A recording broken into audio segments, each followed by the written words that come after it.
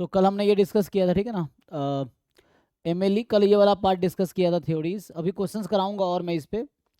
तो इस थ्योरी को मैंने कल डिस्कस किया था इतना। और आज अभी ये वाला पार्ट डिस्कस करता हूँ, फिर एक साथ इस पे जो पीवाई क्यूज के क्वेश्चंस हैं एक साथ इस पे सॉल्व करते हैं। तो अभी मैं ये बताऊंगा it is method of moment estimator क्या होता है, एंड देन आगे हम डिस्कस करेंगे।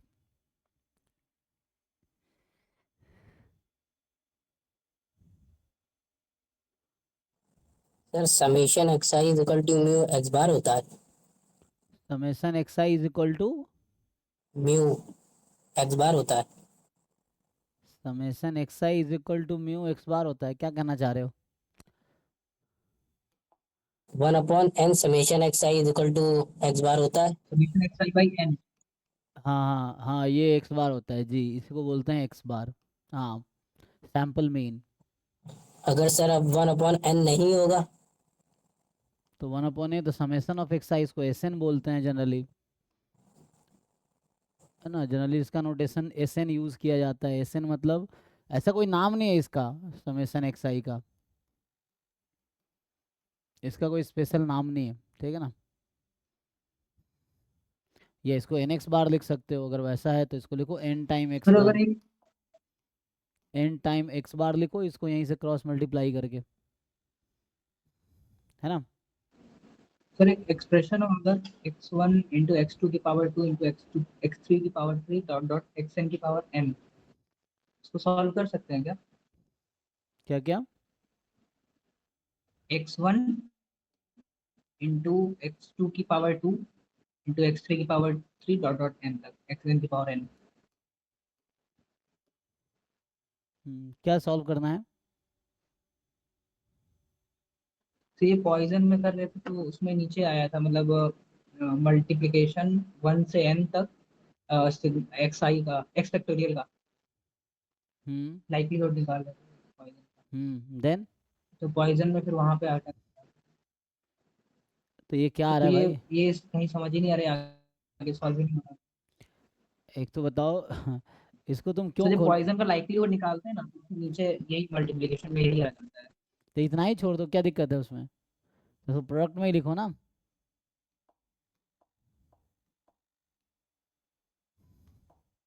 जो डाउट है बताओ, मैं सॉल्व कर दूंगा। आधा ट्राई अधूरा। करते हैं सर हाँ दोबारा से। हाँ, आधा अधूरा पूछोगे समझ नहीं आएगा। ठीक है।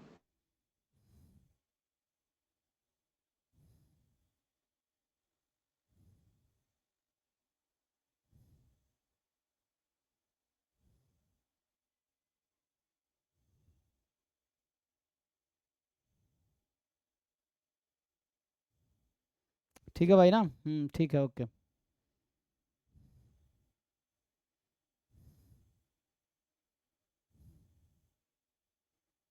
मेरे लिए यही कह रहा है ना कि your certificate, your degree, all your degree certificates are verified after result during admission.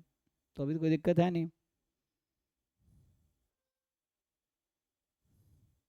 तो अभी तो कोई दिखाने की जरूरत तो है नहीं, वेरीफाई कराने की, ठीक है। हाँ सर, तो अभी भर दूंगा। हाँ ठीक है, ओके। तो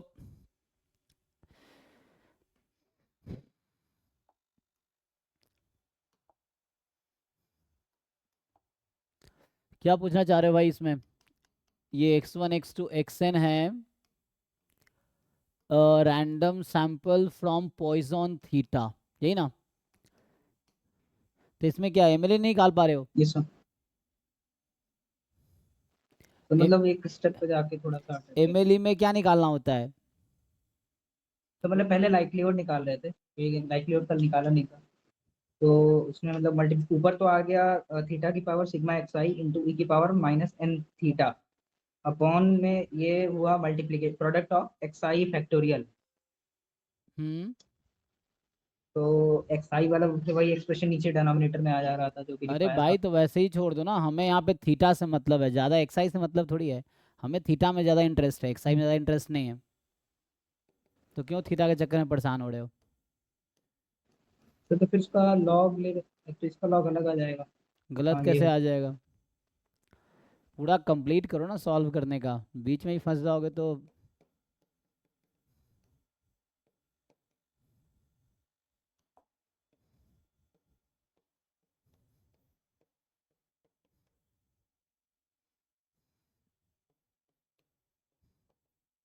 ये बाहर आएगा तो इसकी पावर n हो जाएगी, n माइनस n। ये हो जाएगा, यहाँ प्रोडक्ट ही रहेगा xi फैक्टोरियल। अब इसको तुम्हें कुछ नहीं करना है अभी, वो तो बाद में पता चलेगा। तो यहाँ भी ये हो गया xi फैक्टोरियल का प्रोडक्ट। अब तुम यहाँ पे लॉग लगा लो, तो लॉग लगाओगे तो क्या होगा, यू टेक लॉग। क्यों तुम उसको सिंप्लीफाई करना चाहते हो, उससे क्या मिल जाएगा? मान लो तुम सिंप्लीफाई कर भी लोगे तो उससे कुछ मिलेगा? कुछ नहीं मिलेगा। हमारा पर्पस यहाँ थीटा निकालना है, एक्स निकालना थोड़ी हमारा पर्पस है।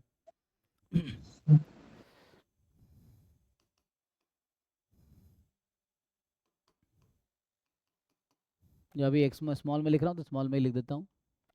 तो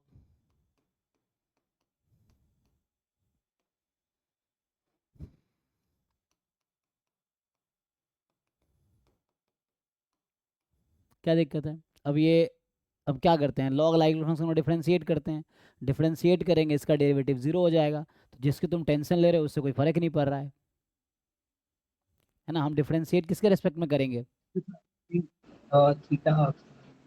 तो इसमें कहीं थीटा दिख रहा तुम्हें इसमें कहीं? तो अच्छा x है तो उसको x को भी एज अ कांस्टेंट ही ट्रीट करेंगे। हाँ भाई, तुम्हें यही तो कल मैं पूरी क्लास में कल यही तो समझा रहा था कि likelihood function is a function of theta. तो हम थीटा के रेस्पेक्ट में डिफरेंशिएट कर रहे हैं, थीटा के रेस्पेक्ट में वो कांस्टेंट ही है। एक्चुअली वही उसको मैं 1 में करके फिर लिख रहा था इसको भी करके हाँ, तो उसके x लिए को। पहले पहले क्लास में जो क्वेश्चंस मैं कराता हूँ, पहले क्लास के बाद पहले वो क्वेश्चंस करा करो जो मैंने क्लास में कराए हैं। जब उसी क्वेश्चन को खुद से सॉल्व करोगे ना, तो जो कन्फ्यूजन है वो दूर हो जाएगा। पहले फिर तुम नए क्वेश्चंस ट्राई करो, तो उससे तुम्हें पहले से सी पता वाला रहेगा वैसे करना क्या होता वही है। आपने दिया था जो आठ आठ क्वेश्चन दिए थे तो उसी में से ये इसको ये log likelihood function of difference, इसका नाम हमने स्मॉल एल थीटा रखा था। तो अब इसको अगर हम डिफरेंशिएट कर ले, इसी का नाम एल थीटा रखा था ना, लॉग लाइक्लीहुड फंक्शन यही था। ये तो स्मॉल यहाँ एल। से एल डैश थीटा निकाल लो। तुम इतने छोटे छोटे क्वेश्चन में फंसोगे तो कैसे होगा भाई? तो यहाँ से हो जाएगा, जहाँ जहाँ थीटा डिफरेंशिएट करो तो minus n plus summation x i upon theta, ये आ गया। अब ये ख़त्म हो गया, तो उसका तुम्हें सॉल्यूशन करने की कोई ज़रूरत ही नहीं है। इसको 0 पुट कर दो, तो यहाँ से क्या आ गया, यहाँ से थीटा की वैल्यू निकाल लो। सो अभी के लिए है ना, या तुम तो ये भी भी एक्स देख बार ही सकते, आ गया, एक्स बार आ गया। एक्स बार आ जाएगी। तो theta is equal x bar आ गई। अब जिनको कुछ लोगों को टेंशन होता है कि कैसे पता चलेगा ये मैक्सिमम है कि मिनिमम है, तो अभी के तो मैक्सिमम ही है। अगर तुम्हें ज़्यादा टेंशन हो तुम ये देख लो कि एल डैश थीटा कब पॉजिटिव है, तो वैसा करके देख लो, उससे समझ आ जाएगा कि क्या होगा। अगर वैसे करोगे तो यहाँ से तुम्हें पता चल जाएगा। और ये देख लो एल डैश थीटा कब नेगेटिव है, तो उससे तुम्हें पता चल जाएगा कि इसमें मैक्सिमम मिलना है कि मिनिमम मिलना है ना। मतलब फर्स्ट डेरिवेटिव टेस्ट। तो इसी चीज़ को एल डैश थीटा को पॉजिटिव करके देख लो, तो क्या मिलेगा?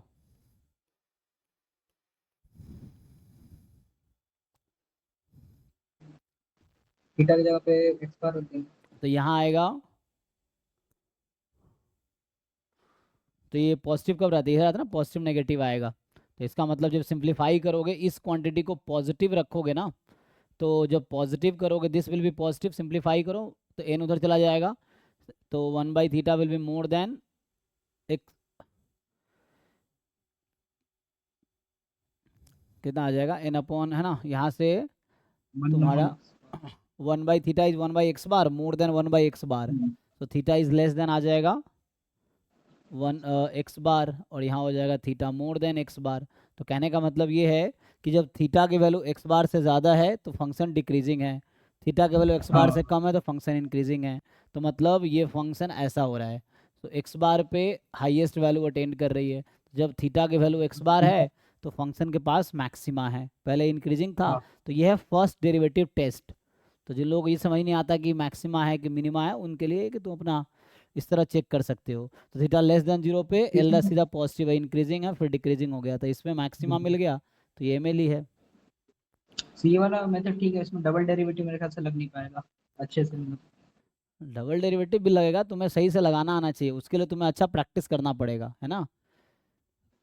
कोई चीज़ अगर तुम नहीं कर पा रहे हो या तुम्हारे लिए मुश्किल है, इसका मतलब तुम्हारा लेवल अभी कम है, तो उसको बढ़ाना पड़ेगा, है ना। और अगर तुम नहीं कर पा रहे इसका मतलब ये नहीं है कि नहीं होगा, है ना। कोई धुरंधर मिलेगा जो कर देगा, तो वैसा धुरंधर तुम्हें बनना पड़ेगा, तब एग्ज़ाम निकलेगा।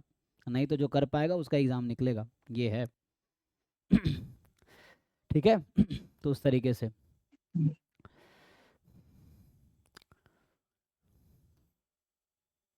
तो ये फर्स्ट डेरिवेटिव टेस्ट है, सेकंड डेरिवेटिव भी लग जाएगा। तुम एक बार डिफरेंशिएट और कर लो, कहाँ दिक्कत आएगी। बनो ना, कोशिश करो, हर चीज़ तुम्हें बना बनाया चाहिए, लिखा हुआ सॉल्यूशन चाहिए, तो एग्ज़ाम में ऐसा नहीं होगा। तो एग्ज़ाम में तुम्हें खुद ही सॉल्यूशन लिखने हैं, नहीं लिख पाओगे तो नहीं होगा सिलेक्शन, ये चीज़ है। हो गया नेगेटिव, और नेगेटिव हो गया तो मैक्सिमा है, क्यों नहीं आएगा। तो ध्यान रखना, थीटा यहाँ वेरिएबल है, यहाँ एक्स आई वेरिएबल नहीं है, थीटा मेरा वेरिएबल है, इस फंक्शन का वेरिएबल थीटा है। तो थीटा के रेस्पेक्ट में डिफ्रेंशिएट करना है।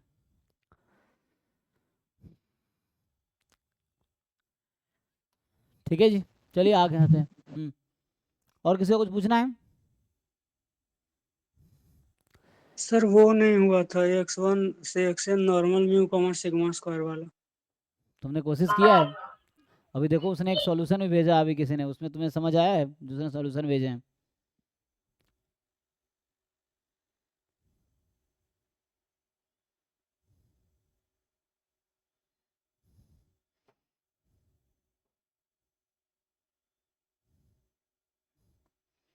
तो इसमें सिग्मा एक्स का भी नेगेटिव भी तो हो सकता है। हाँ, क्या हो सकता है? सिग्मा एक्स आई पिछले वाले में पॉइजन में सिग्मा एक्स आई जो है, हाँ, तो ये नेगेटिव भी हो सकता है। कैसे हो सकता है? पॉइजन का सपोर्ट क्या होता है? What is support of Poisson random variable? 0 तो कैसे नेगेटिव हो जाएगा फिर? हाँ ठीक है सर।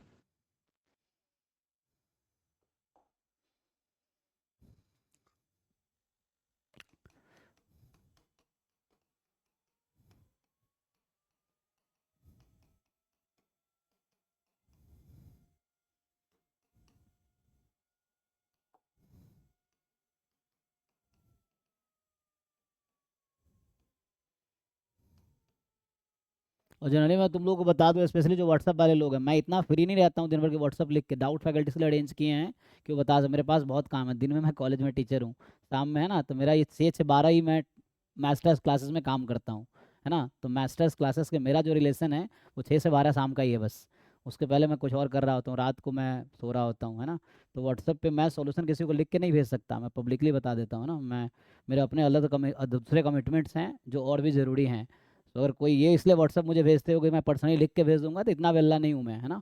मेरे अपने कुछ कमिटमेंट्स हैं, उसी कमिटमेंट के साथ मैं चला रहा हूँ चीज़ें। तो मैं पहले से तुम्हें पता भी होगा, या मैं पहले बोल के ही बताता हूँ कि मैं फुल टाइम फैकल्टी नहीं हूँ मास्टर्स में, कि मैं फुल टाइम तुम्हें सोल्यूशन लिख के भेजता रहूँगा, इसलिए डाउट फैकल्टी है और लोग टीम में हैं। तो मैं सिर्फ 6 से 12 में मास्टर्स का पार्ट हूँ, उससे पहले कॉलेज में हूँ, रात को अपना सोना होता है। तो इसलिए मैं किसी को सोल्यूशन लिख के नहीं भेज सकता।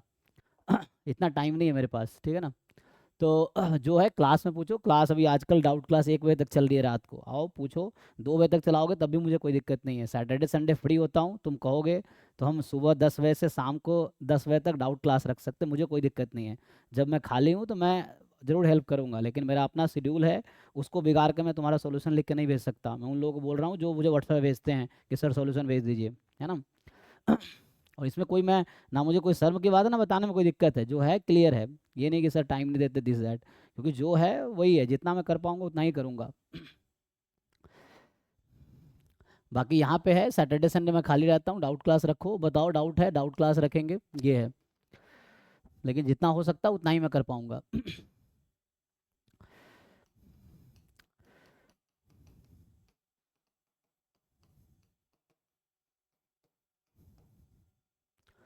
तो यहाँ से आएगा हमारे पास, ठीक है। अभी के लिए इसको सिंप्लीफाई करते हैं। तो 1/√2 पाई सिग्मा इसकी पावर n ई की power -12 summation x I minus mu upon sigma whole square I from 1 to n। तो ये है अभी के लिए, इसको सिंप्लीफाई करो। तो इसको अलग अलग कर लो। तो 1/√2 पाई की पावर n 1/सिग्मा की पावर n, और यहाँ से आ जाएगा ई की पावर 1/2 सिग्मा स्क्वायर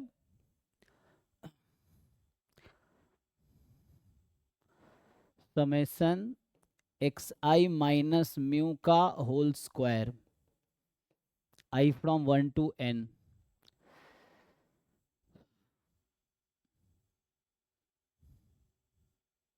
ठीक है, अब क्या करना है, सिंपल है, लॉग लाइक्लीहुड फंक्शन लिख लेते हैं। तो यहाँ से ये हमारा है लाइक्लीहुड फंक्शन, तो ये है लॉग, यहाँ पे होगा,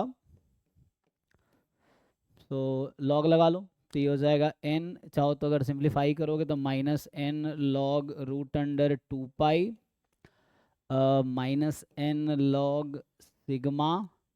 ठीक है, आगे है ना, इसको लॉग ले दो तरफ, तो -1/2 sigma square summation x I minus mu whole square I from 1 to n। ठीक है, सो ये है मेरे पास लॉग लाइक्लीहुड फंक्शन। ठीक है जी, सो ये है लॉग लाइक्लीहुड फंक्शन।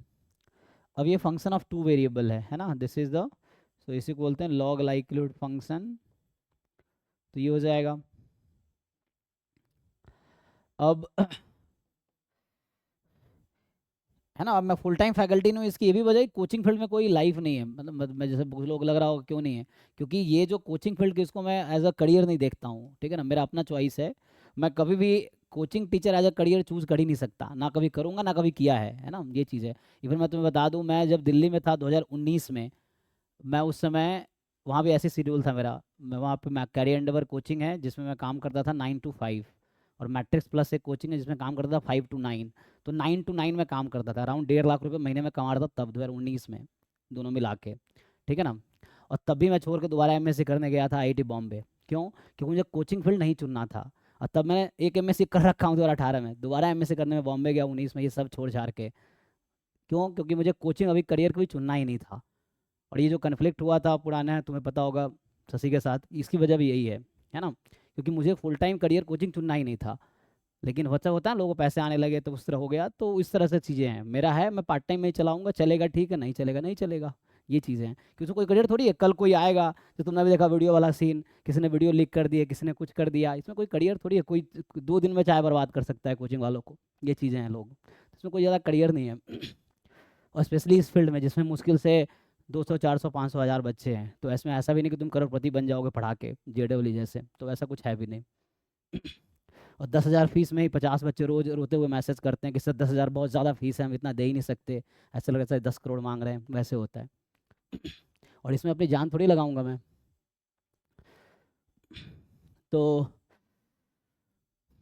ठीक है, तो इसको है ना, इसलिए लोग जो सुनते हो चिल्लाते रहते हैं हम फुल टाइम काम करें, 20-20 घंटे काम करते कोचिंग, हम नहीं करते 20 घंटे, हम 6 घंटे ही करते हैं।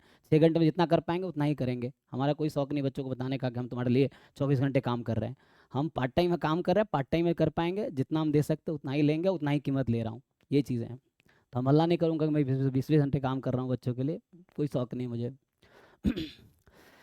तो यहाँ से क्या आएगा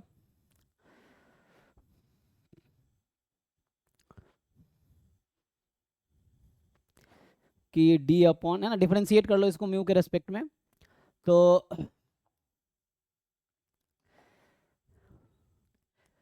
अभी क्या करना है, म्यू का एमएलई चाहिए, तो ये लाइक्लीहुड फंक्शन आ गया ना, ये फंक्शन ऑफ 2 वेरिएबल है, तो मुझे क्या चाहिए, म्यू का एमएलई चाहिए, म्यू के रेस्पेक्ट में डिफरेंशिएट कर लेते हैं, ठीक है ना। तो अच्छा, आज नहीं हुआ क्या, मुझे नहीं पता,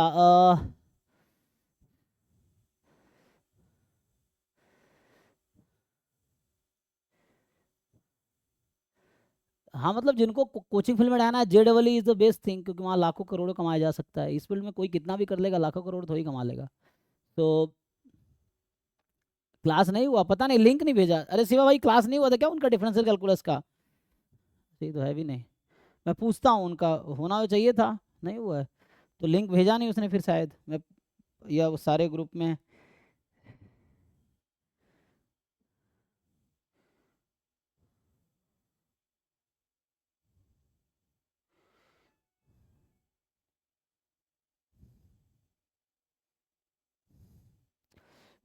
अच्छा, ये भेजा था लिंक किसने?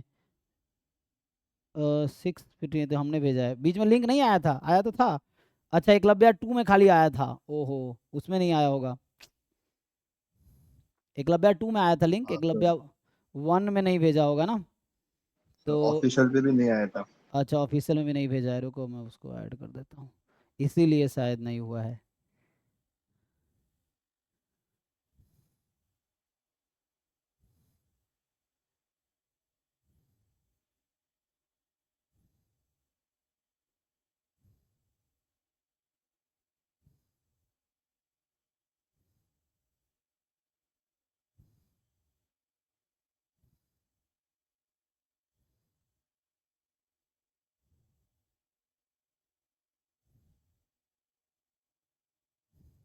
ठीक है, वो आगे से मैं बोल दूंगा, ये भेजेंगे हाँ।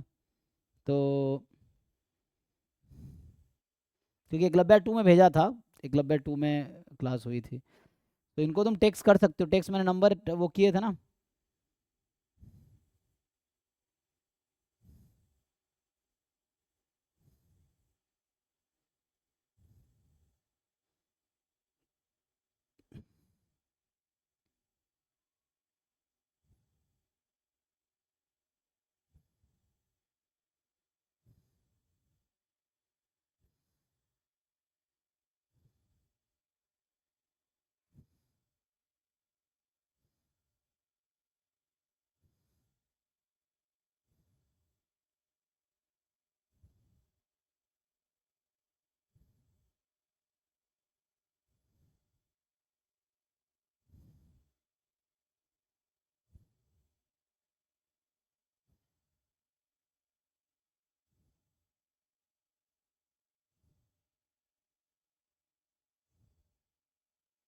ठीक है, अगले क्लास से लिंक आ जाएगा कल से ना, तो अभी आज वो रिकॉर्डिंग उसको टेक्स्ट कर देना, वो ऐड कर देंगे, उनका अपना एक वो है, तो उसमें रिकॉर्डिंग मिल जाएगा आपको, ठीक है।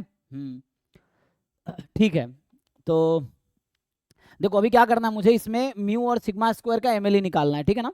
तो हम क्या करेंगे, म्यू के रेस्पेक्ट में डिफरेंशिएट करेंगे। सो म्यू के रेस्पेक्ट में डिफरेंशिएट करेंगे तो क्या आंसर आएगा, तो इसको पहले म्यू के रेस्पेक्ट में डिफरेंशिएट कर लो, तो पहले summation x I is equal to हाँ सीधा सीधा म्यू के रेस्पेक्ट में डिफरेंशिएट कर लो आप। तो अभी सिग्मा स्क्वायर और बाकी सब कांस्टेंट रहेगा, यहाँ जितने भी म्यू के अलावा जो भी आपको दिख रहा है, चाहे एक्साइज है या सिग्मा स्क्वायर है, दे आर ऑल कांस्टेंट। सो ये कांस्टेंट डिफरेंशिएट कर लो म्यू के रेस्पेक्ट में जस्ट, तो जब आप डिफरेंशिएट करोगे ये जीरो हो जाएगा, ये भी जीरो हो जाएगा, है ना, यही बचा खाली। तो बाकी कांस्टेंट है, जब हम म्यू के रेस्पेक्ट में डिफरेंशिएट कर रहे हैं तो बाकी चीज़ें कांस्टेंट है। तो यहाँ पे 1/2 सिग्मा स्क्वायर, और इसको जब आप समेसन करोगे तो आ जाएगा 2 इंटू एक्स आई माइनस म्यू, ठीक है। सो 2 इंटू एक्स आई माइनस म्यू, और फिर एक्स आई माइनस म्यू का डिफरेंशिएशन म्यू के रेस्पेक्ट में, तो ये -1, तो ये प्लस कर देगा इसको, ठीक है। अब इसको हमें क्या करना है, जीरो पुट कर दो, क्रिटिकल पॉइंट आ जाएगा। तो अभी आप इसको जीरो पुट करो, है ना, बाकी कांस्टेंट मान लो कांस्टेंट, अभी सिर्फ हम लोग म्यू के रेस्पेक्ट में डिफरेंशिएट करें, इसको सिंप्लीफाई करेंगे क्या होगा, तो 2 बाहर हो जाएगा, 2 कट गया, सिग्मा इसको उधर भेज दो, तो बचेगा summation x I minus mu is 0 I from 1 to n। अब ये समेसन को एक बार सिंप्लीफाई कर लो, सिंप्लीफाई जब आप करोगे तो आपको क्या आंसर मिलेगा, म्यू बराबर एक्स बार, है ना। तो यहाँ सिंपल है, ये समेसन एक्स आई और minus mu mu mu N time add होगा तो आपका एन एक्स बार हो जाएगा, सॉरी एन म्यू हो जाएगा, क्योंकि म्यू है ना, तो एन म्यू इज 0। तो यहाँ से जब आप म्यू की वैल्यू निकालते हैं तो ये एक्स बार आ जाता है। तो ये पॉइंट ऑफ मैक्सिमा क्यों है, एक बार और डिफरेंशिएट कर लो तो आपको दिख जाएगा कि यहाँ अगर एक बार और डिफरेंशिएट करते तुम म्यू के रेस्पेक्ट में, इसको एक बार और म्यू के रेस्पेक्ट में डिफरेंशिएट करो, देखो पॉजिटिव आ जाएगी, आ जाएगी ना, चेक कर लो, सॉरी नेगेटिव आएगी ना। अगर नेगेटिव आएगी। हाँ म्यू के रेस्पेक्ट में डिफरेंशिएट करूंगा तो वो -n/सिग्मा स्क्वायर आ जाएगा, नेगेटिव आ जाएगी। तो इसका मतलब है कि ये this is the point of maxima. या तो डबल डेरिवेटिव मुश्किल लग रहा है तो वैसे देख लो कहाँ पॉजिटिव है कहाँ नेगेटिव है, तो उससे पता चल जाएगा कि इंक्रीजिंग से डिक्रीजिंग हो रहा है कि, तो उससे पॉइंट ऑफ मैक्सिमा है। नहीं तो कई सारे तरीका है देखने का, तो उसके प्रैक्टिस करोगे दिख जाएगा। तो ये है, नहीं तो डबल डेरिवेटिव कर लो। तो यहाँ से एक्स बार इज द है ना, एक्स बार जो है आपका वो एमएलई है, this is MLE of mu, ठीक है। अब सिग्मा स्क्वायर का चाहिए, तो अब इस इक्वेशन को सिग्मा स्क्वायर के रेस्पेक्ट में डिफरेंशिएट करना होगा। तो यहाँ आपको थोड़ी सी है ना प्रॉब्लम हो सकती है, जैसे मान लो कभी बोलता है कि x को डिफरेंशिएट करो एक्स स्क्वायर के रेस्पेक्ट में, तो ये थोड़ा मुश्किल काम है, ठीक है ना। एक्स को डिफरेंशिएट करो एक्स स्क्वायर के रेस्पेक्ट में, तो आपको सोचना पड़ेगा ओके एक्स स्क्वायर का रूट है फिर वैसे करो, तो इट्स बेटर कि एक्स स्क्वायर को टी मान लो फिर डिफरेंशिएट करो। तो यहाँ पे क्या करना है आपको अब कि अभी ये जो हमने कैलकुलेशन अभी किए हैं, चलो यहाँ तक ये है, तो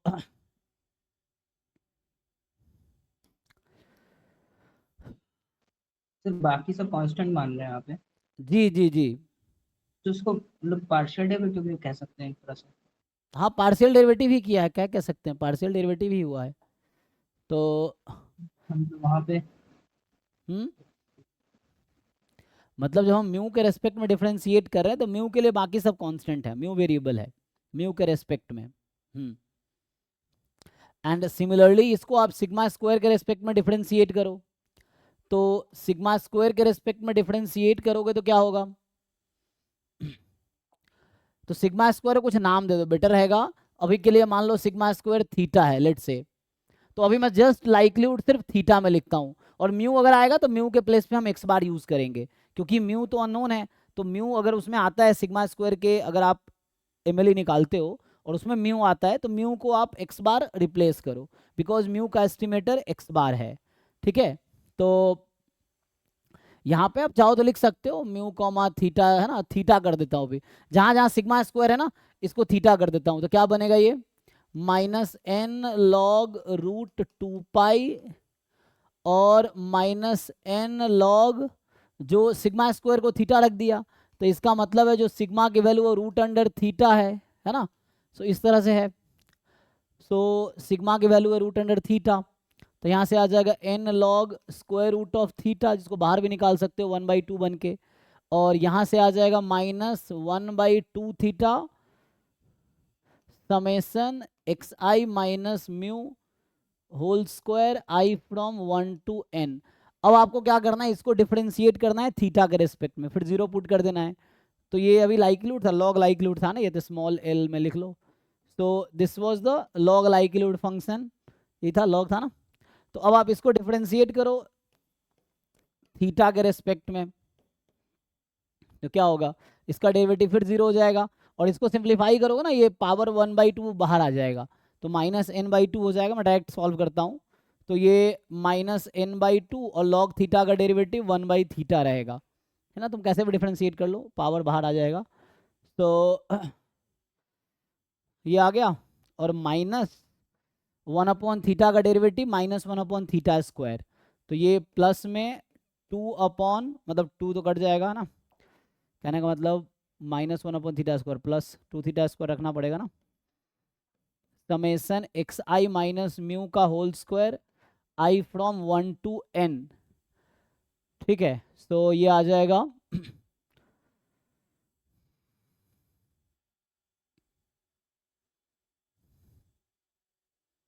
ओके इसको जीरो पुट कर दो, क्या आता है, तो अब आप इसको जीरो पुट करो, डेल एल है ना likelihood function differentiation of log likelihood function theta, इसको जीरो पुट करो और देखो थीटा की वैल्यू क्या आती है। थीटा मैंने सिग्मा स्क्वायर का नाम दिया है, थीटा क्यों रखा है, ताकि डिफरेंशिएशन करना आसान हो थीटा के रिस्पेक्ट, क्योंकि सिग्मा स्क्वायर के रिस्पेक्ट में डिफरेंशिएट करना होगा आपको जब सिग्मा स्क्वायर का एमएलई चाहिए, जब सिग्मा का एमएलई चाहिए तो फिर सिग्मा के रिस्पेक्ट में कर सकते हैं आप। तो अभी मैंने सिग्मा स्क्वायर का उससे किया, ठीक है। अब सिग्मा के रेस्पेक्ट में कर सकते थे, सिग्मा का एमएलई आ जाएगा, फिर सिग्मा का जब एमएलई आ जाएगा तो थीटा ना रख के ये भी तो कर सकते थे कि इसको सिग्मा के रेस्पेक्ट में डिफरेंशिएट करो, तो उससे सिग्मा का एमएलई आ जाएगा। तो सिग्मा का एमएलई हमने कल इनवेरियंस प्रॉपर्टी देखा था कि if T is the MLE of theta then T square is MLE of theta square. तो अगर सिग्मा का एमएलई टी आ गया मान लो, तो टी स्क्वायर सिग्मा स्क्वायर का एमएलई हो जाएगा, उससे भी हो जाएगा, ठीक है। तो वैसे भी कर सकते हैं आप। तो यहाँ थीटा क्या निकल के आएगी, सिंप्लीफाई करो तो फिर से ये summation x i 1 by minus mu का n whole square by summation n। हाँ एक्स आई माइनस म्यू आएगा, तो तुम्हें एस्टिमेटर अगर लिखना है तो म्यू के प्लेस पे एक्स बार यूज कर लो अब, क्योंकि म्यू अननोन है ना। जब कभी भी जो एस्टिमेटर लिखते हैं, एस्टिमेटर इज स्टैटिस्टिक, और स्टैटिस्टिक क्या होता है, statistic is free of parameter, तो ये पैरामीटर से फ्री होने चाहिए। तो पैरामीटर से फ्री कैसे आएगा, तो यहाँ से आप एक्स बार यूज कर लो इसके लिए, whole square I from 1 to n, तो ये आ जाएगा this is the MLE of sigma square. तो एमएलई देखो सैंपल वेरिएंस एमएलई नहीं है सिग्मा स्क्वायर का, सैंपल वेरिएंस कब होता है, जब यहाँ n-1 आया होता, तो sample variance is not MLE of population variance, ये एमएलई जो होता है सिग्मा स्क्वायर का वो ये आता है ना, रैंडम वेरिएबल में लिख देता हूँ, तो x I minus x bar whole square I from 1 to n, so 1/n summation x I minus x bar whole square I from 1 to n, ये आ जाएगा। ठीक है भाई, देख लो।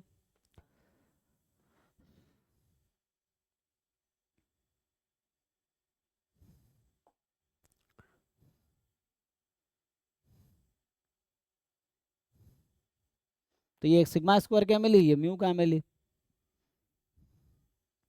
सिग्मा का चाहिए, पहले सिग्मा और थीटा नहीं पुट करना हो तो इसको सिग्मा के रेस्पेक्ट में डिफरेंशिएट कर लो, फिर 0 पुट करो, तो सिग्मा की वैल्यू निकालो क्या आएगी। सिग्मा की वैल्यू क्या आएगी, इसका रूट आ जाएगी।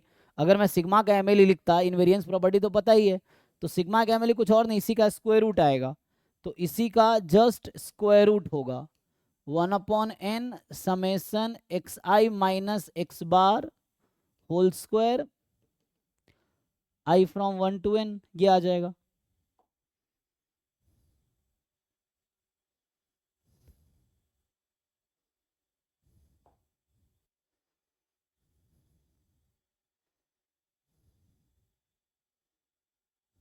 ठीक है, और कुछ बचा है एमएलई में, किसी का डाउट? तो आगे देखते हैं। तो आगे अभी है मेथड ऑफ मोमेंट एस्टिमेटर। ठीक है, तो मेथड ऑफ मोमेंट एस्टिमेटर,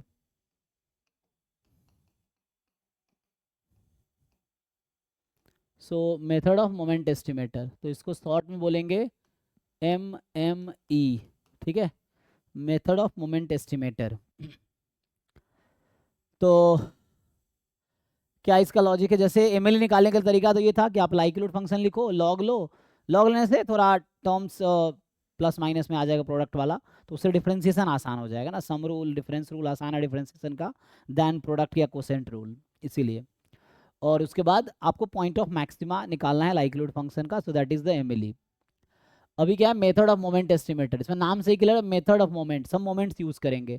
तो इसका लॉजिक ये है कि सैंपल मोमेंट को पॉपुलेशन मोमेंट के इक्वल कर दो, उससे जो थीटा की वैल्यू निकल के आएगी वो हमारा मेथड ऑफ मोमेंट एस्टिमेटर होगा। जिसमें क्या होता है कि जैसे x1 x2 up to xn, ये हमारे पास बी और रैंडम सैंपल या BIID random variables from distribution है ना।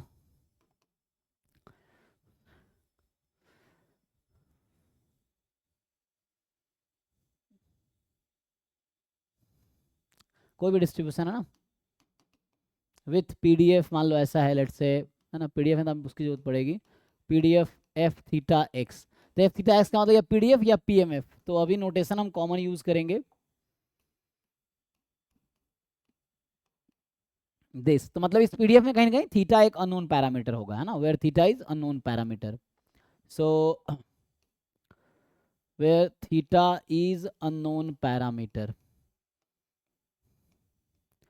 अब जरूरी नहीं है कि हर डिस्ट्रीब्यूशन में एक ही पैरामीटर हो, किसी में 2 पैरामीटर भी हो सकता है, किसी में 3 भी हो सकता है। तो ऐसा क्वेश्चन मान लो मिल जाए जहाँ 3 पैरामीटर्स हैं, तो वो भी उसका प्रोसेस भी सेम होगा, जैसे नॉर्मल म्यू सिग्मा स्क्वायर था तो उसमें 2 पैरामीटर्स थे, तो हमने वैसे अलग अलग सॉल्व किए। तो वैसे यहाँ पे क्या होता है, जस्ट आपको सैंपल मीन, जैसे first sample mean of order 1 क्या होगा, sample mean of order 1/n summation xi is the sample mean of order 1, population mean of order 1 या है ना फर्स्ट ऑर्डर मोमेंट Ex, इसको इक्वल पुट करना है। अब यहाँ से अगर सिंगल पैरामीटर है तो यहीं से सॉल्व करके थीटा की वैल्यू आ जाएगी, तो जो भी थीटा की वैल्यू आएगी वो मेथड ऑफ मोमेंट एस्टिमेटर होगा।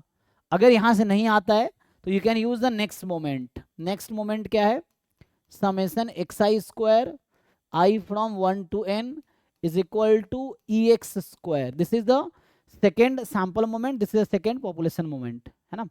तो ये एक्सपेक्टेशन निकाल रहा है, तो इसको इक्वल करना है, या अगर हो सकता है सिर्फ इससे नहीं निकल रहा तो इन दोनों को यूज करके, मतलब पहले तो ये कोशिश करना है कि फर्स्ट इक्वेशन से अगर Ex, देखो जब डिस्ट्रीब्यूशन में PDF में या PMF में थीटा अवेलेबल है तो मीन में भी थीटा आएगा, है ना। अगर किसी PDF में थीटा है या कोई पैरामीटर है PDF या PMF में, तो मीन में भी जनरली आएगा पैरामीटर। तो वहां से इस इक्वेशन को सॉल्व करके ये इसके टर्म में आपको एक थीटा की वैल्यू आएगी, तो जो थीटा की वैल्यू निकल के आएगी that is the method of moment estimator. अगर फर्स्ट इक्वेशन से नहीं निकाल पाते हो आप, या नहीं निकलता है, ऐसा हो गया कि थीटा नहीं आया, तो you can use the second moment. इसका इससे भी नहीं निकल रहा, you can use the third moment, fourth moment, दोनों एक साथ भी यूज कर सकते हो, तो कोई दिक्कत नहीं है ना। So you can continue further, यही चीज़ें कंटिन्यू की जा सकती है until you get the value of theta in terms of random sample, तो वो आपका मेथड ऑफ मोमेंट एस्टिमेटर होगा। ठीक है, तो अगर सिंगल पैरामीटर है, मान लो सिंगल पैरामीटर वाला है, तो सिंगल पैरामीटर पॉपुलेशन है अगर, तो इसमें जनरली इतने से ही काम हो जाएगा। X bar is equal to E x रखोगे, यहाँ से थीटा निकालो, जो थीटा आएगा वो आपका मेथड ऑफ मोमेंट एस्टिमेटर है। अगर 2 पैरामीटर पॉपुलेशन है जिसमें 2 पैरामीटर है, सो जनरली 2 पैरामीटर पॉपुलेशन अगर आपका है, तो इसमें क्या होगा, x bar is equal to E x, तो x bar is equal to E x, एक तो ये पुट करना है, और दूसरा वाला 1/n summation x i square I from 1 to n is equal to E x square. इन दोनों से अब 2 पैरामीटर होंगे, तो हमने 2 इक्वेशंस लिए, तो आप क्या कर सकते हो, यहाँ से you find theta 1 theta 2, 2 value हो सकता है, तो आप थीटा 1 निकालो और थीटा 2 निकालो। सो जो थीटा 1 की वैल्यू आएगी वो एक एस्टिमेटर होनी चाहिए, एस्टिमेटर मतलब स्टैटिस्टिक होने चाहिए, तो स्टैटिस्टिक होगा, this is the method of moment estimator of theta 1। अगर 2 पैरामीटर है तो ऐसे 3 पैरामीटर है तो ऐसे ही 3 इक्वेशन यूज कर लो, तो वैसा कर सकते हो। सर इसको डिनोट कैसे करते हैं? हाँ, सर इसको मेथड ऑफ मोमेंट को डिनोट किससे करते हैं? डिनोट एमएमई से कुछ नहीं, नोटेशन हर एस्टिमेटर का नोटेशन वही कैप लिख देते हैं। तुम देखोगे बुक्स में क्या करते हैं, ये कैप लिख दिया, मतलब एस्टिमेटर है, तो आप ऐसा लिख सकते हो, एम एम ई लिख लो, जैसे वहाँ एम एल ई लिख रहे थे अब एम एम ए लिखो, ये चीज़ है। सो ऐसा कोई पर्टिकुलर नोटेशन नहीं है, जनरली एस्टिमेटर को टी से डिनोट किया जाता है, या कैप लगा दो थीटा पे, कैप लगा दो तो मतलब वो एस्टिमेटर है थीटा का, तो उससे आ जाएगा। तो सर इसमें v1 डैश जैसे मोमेंट नहीं लिखते थे पहले? हाँ हाँ, तो यहाँ भी वही लिख सकते हो, सेम चीज़ है, देयर इज नो प्रॉब्लम, है ना, वही चीज़ यहाँ भी लिख सकते हो, वो कोई दिक्कत, बस लिखना आपको कि मेथड मोमेंट एस्टिमेटर है। ठीक है, तो जैसे इन दोनों को कंबाइनली तुम ऐसे भी यूज कर सकते हो, जैसे अभी मैं लिखा ना, एक्स बार है ई एक्स, एंड मैंने कहा कि 1/n summation x i square is equal to E x square. तो कई बार पॉपुलेशन वेरिएंस दिया होता है, तो अगर इन दोनों को और तुम यूज करो, अगर मैं तुमसे पूछूं कि यहाँ से ई एक्स स्क्वायर माइनस ई एक्स का होल स्क्वायर, इसी इक्वेशन को मैं यूज करके लिखूं तो क्या बनेगा, ये 1/n summation x i square minus x बार का स्क्वायर, ये किसके इक्वल आएगा, वेरिएंस। नहीं नहीं, वेरिएंस नहीं होगा, मतलब क्या आएगा एक्सप्रेशन, इसको सिंप्लीफाई करो तो ये सिंप्लीफाई, इसको ओपन करके ये इजीली आ जाएगा, एक्स आई माइनस एक्स बार का होल स्क्वायर, ये बनेगा। अगर इन दोनों को या इसको ओपन करके देखो, ए माइनस बी होल स्क्वायर पे ओपन करो और सिंप्लीफाई करो तो यही आ जाएगा, चेक करके देखो। तो कहने का मेरा मतलब ये है कि अगर 2 पैरामीटर एक्सपोनेंशियल फैमिली है, तो मैं लिख देता हूँ, so if population is 2 parameter just family या 2 parameter distribution, 2 parameter वाला distribution है, then value of theta obtained by solving कौन सा इक्वेशन, these 2 equations, और x bar is equal to E x, and क्या लिखा, ये किसके इक्वल है, ये तो वेरिएंस है ना लेफ्ट साइड वाला, और राइट साइड उधर उसका कोई खास नाम नहीं है, ऐसे तो सैंपल वेरिएंस हमने 1/n-1 के लिए नाम रखा था, ठीक है। तो यहाँ से आ जाएगा, इसको क्या बोलते हैं, इसको हम सिग्मा स्क्वायर लिख सकते हैं, ठीक है ना, ये पॉपुलेशन वेरिएंस है, दैट इज सिग्मा स्क्वायर। तो यहाँ से तुम इसको म्यू भी लिख सकते हो, you can write this mu, है ना, ई एक्स को क्या लिखते हैं, म्यू ना, तो ई एक्स इज म्यू, और वेरिएंस x जो होगा 1/समेशन x I minus x bar whole square I from 1 to n, और ये किसके इक्वल रख दोगे, वेरिएंस ऑफ x के। तो इससे सॉल्व करके जो थीटा की वैल्यू आएगी, the value of theta obtained by solving this equation are method of moment estimators of both parameters. अच्छा, दो थीटा होंगे ना, तो वैल्यू ऑफ थीटा 1 थीटा 2 कर दो। Value of theta 1 and theta 2, value of, है ना,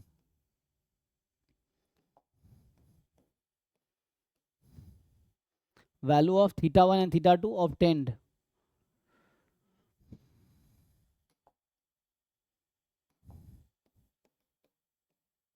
obtained by solving these two equation are MME of theta 1 and theta 2। तो ये आएगा MME of theta 1 and theta 2। ठीक है, ये तो मैं ऐसे स्टोरी लिख दिया। तो ये these two equations या these two equations same story ये भी है, तो ये इक्विवेलेंट ही है, ये कोई नया नहीं आया है। दिस इज, ये इसी इक्वेशन से आया है ना, यहीं से निकल के आया है ये कुछ नया नहीं है, इन्हीं दोनों के हेल्प से ये बना है। तो या तो इन दोनों को सॉल्व करके थीटा निकाल लो तो मेथड ऑफ मोमेंट एस्टिमेटर होगा, या ये थोड़ा इजियर होगा सॉल्व करने में, क्योंकि जनरली क्वेश्चन में मीन वेरिएंस गिवन होता है या आसान होता है कैलकुलेट करना, इसलिए इन दोनों को सॉल्व कर लो तो थीटा आ जाएगा। वही चीज़ वन वेरिएबल के लिए सेम स्टोरी लिखूंगा तो वही बात होगी, है ना, कि जैसे मैं अगर लिखूँ यहाँ पे कि value of theta obtained by solving this equation is the method of moment estimator of theta, जो भी थीटा की वैल्यू आएगी तो मेथड ऑफ मोमेंट एस्टिमेटर का इक्वेशन सॉल्व करो, और थीटा की जो वैल्यू आएगी एज अ स्टैटिस्टिक्स, एक स्टैटिस्टिक्स है ना, आना चाहिए, तब जाके वो होगा। किसी को डाउट है इसमें डेफिनेशन में क्या कहना चाह रहा हूँ? सो वन पैरामीटर फैमिली है, solve this and find the value of theta. Simply वहां तुम लाइक्लीहुड फंक्शन लिखते थे, डिफरेंशिएट करते थे, जीरो पुट करते थे, फिर जाके पॉइंट ऑफ मैक्सिमा जो आता था थीटा की वैल्यू एज एन एस्टिमेटर या एज ए स्टैटिस्टिक, तो वो हमारा एमएलई होता था। इसमें सिंपली इक्वेट करना है दोनों को, ये कहाँ से आएगा, ये क्वेश्चन में दिया होगा, और ये आप ऑलरेडी पुट करना आपको, तो इसके टर्म में ही आंसर आएगा जनरली। ठीक है, सो एग्जाम्पल से देख लो, कुछ पूछना है किसी को? 2 पैरामीटर है तो इन दोनों को सॉल्व करके जो भी थीटा की वैल्यू आएगी, 2 पैरामीटर होगा तो इन दोनों सॉल्व करके जो आ जाएगी वो तुम्हारा एमएमई हो जाएगा, मेथड ऑफ मोमेंट एस्टिमेटर हो जाएगा। जैसे वही 6 एग्जाम्पल लिखो जो पहले लिखे थे हमने लास्ट क्लास में, जिन 6 क्वेश्चंस के आप मेथड ऑफ मोमेंट एमएलई निकाले थे, अब उन्हीं क्वेश्चंस का आप मेथड ऑफ मोमेंट एस्टिमेटर निकालो। क्या था वो क्वेश्चन जो लास्ट क्लास में लिखे थे? जैसे x1 x2 xn हमने क्या लिए थे? पहला लिया था आई थिंक बर्नौली थीटा, दूसरा था x1 x2 xn पॉइसन था, है ना, तो इट वाज पॉइसन थीटा। फिर तीसरा क्या था? Exponential theta. फिर फोर्थ वाला नॉर्मल थीटा 1, नॉर्मल पहला थीटा वेरिएंस 1 हो गया। फिर पांचवा क्वेश्चन था zero theta, normal zero theta. हाँ, फिर 6 क्वेश्चन में था कि नॉर्मल म्यू सिग्मा स्क्वायर, दोनों अननोन है। हाँ, 7वां क्वेश्चन में क्या था? Laplace theta 1। दूसरा पैरामीटर भी ले सकते हैं, यहाँ पे लिखा नहीं था मैंने, you can take other parameter also. 8th में था यूनिफॉर्म 0 थीटा, एंड 9th था uniform minus theta plus theta. इन सब में फाइंड करो भाई, ये है uniform minus theta comma theta.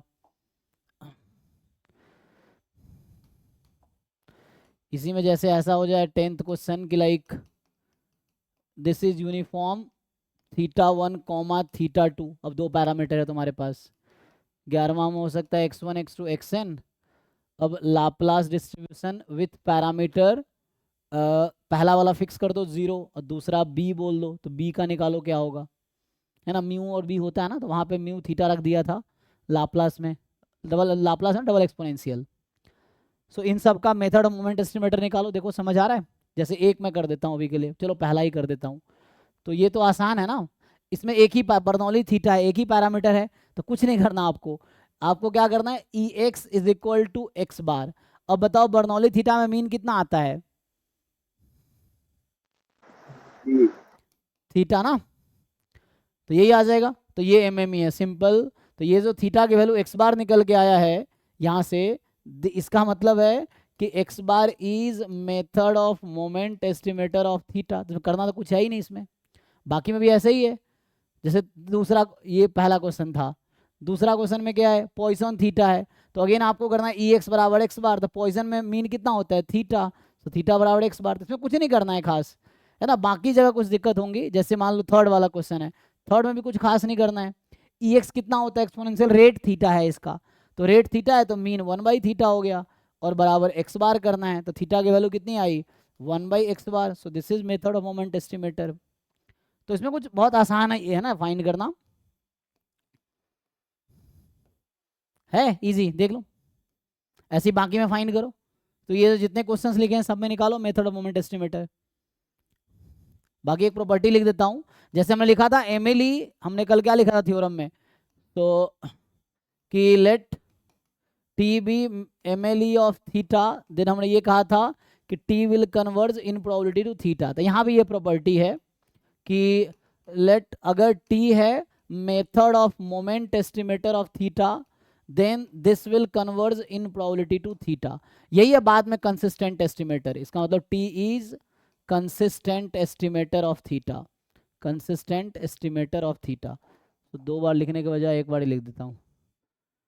तो इसका मतलब है कि चाहे वो एमएलई हो चाहे एमएमई हो, वो एक कंसिस्टेंट एस्टिमेटर होगा। तो ये कहना चाह रहा है T is consistent estimator of theta, क्योंकि ये कंसिस्टेंट एस्टिमेटर का डेफिनेशन है, कंसिस्टेंट एस्टिमेटर ऑफ थीटा। ये मैं रिपीट करूंगा बट यही चीज़ है कि जो अगर एमएलई हो चाहे एमएमई हो, so MLE will always be a consistent estimator, MME will always be a consistent estimator।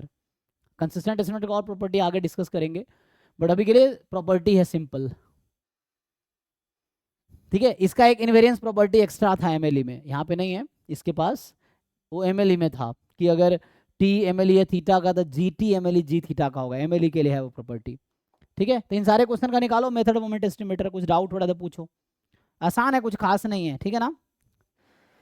वैसे ही होगा, तो पहला इक्वेशन अगर काम नहीं आता है तो दूसरा इक्वेशन यूज करो। हमने ये कहा ना यहाँ पे कि अगर ये काम आ गया ठीक है, जैसे मान लीजिए हमने ये लिख दिया कि इससे थीटा जो निकलेगा वो होगा, और अगर ये काम नहीं आया तो you can use the next equation, ठीक है। अगर पहला वाला फेल हो गया तो आप दूसरा इक्वेशन यूज कर सकते हैं इस तरह से, ठीक है। अगर दूसरा भी फेल हो गया थीटा फाइंड करने में तो तीसरा यूज कर सकते हैं आप इस तरह से, ठीक है। ट्राई करके देखिए, ट्राई करो, सबका एमएम निकालो, बताओ क्या आंसर आएगा। फोर्थ का 1, फोर्थ का 1, फोर्थ का एक्स बार। एक्स बार ना, ई एक्स कितना है, थीटा बराबर एक्स बार हो गया। हाँ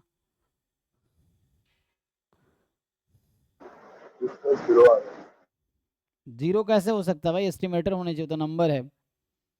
सर थोड़े दिमाग लगाओ ना, अभी तो मैंने कहानी बताई, थोड़े दिमाग लगाओ, एस्टिमेटर आने चाहिए।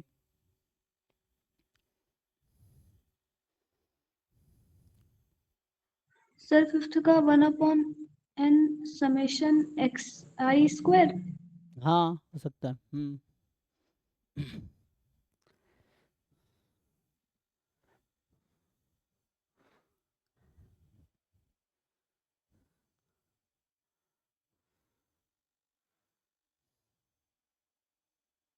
वो रूट में नहीं आएगा ये वाला 1/n समेशन 1 से n x i का होल स्क्वायर। रूट में क्यों आएगा, सिग्मा स्क्वायर थीटा है, सिग्मा थोड़ी है वो, सिग्मा स्क्वायर है।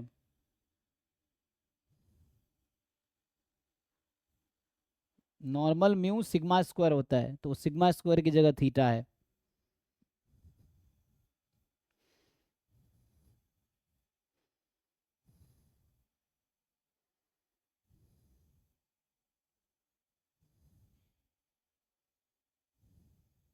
सर सिक्स्थ में म्यू का एक्स बार और सिग्मा स्क्वायर का 1/n summation xi² minus x bar square.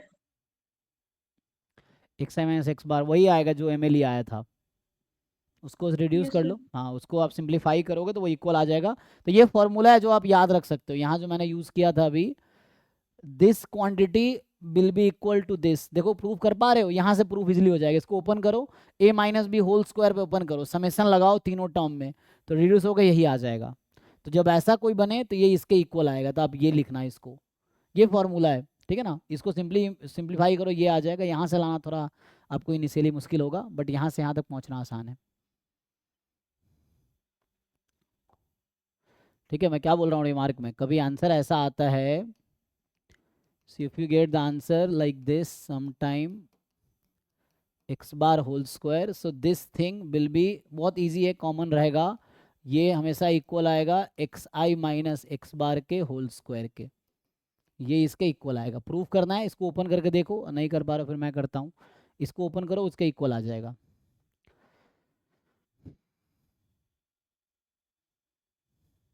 ठीक है, सर 7th में x बार। ठीक है।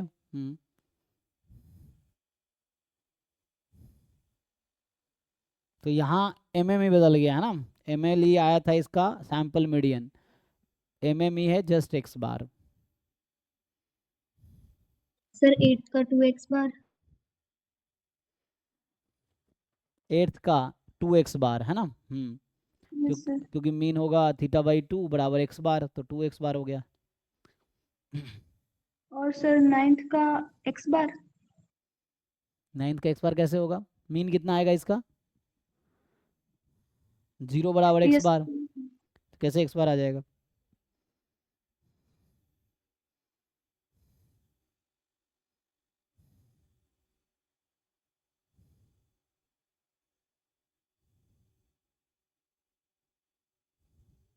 Sir 3/4 summation x i square.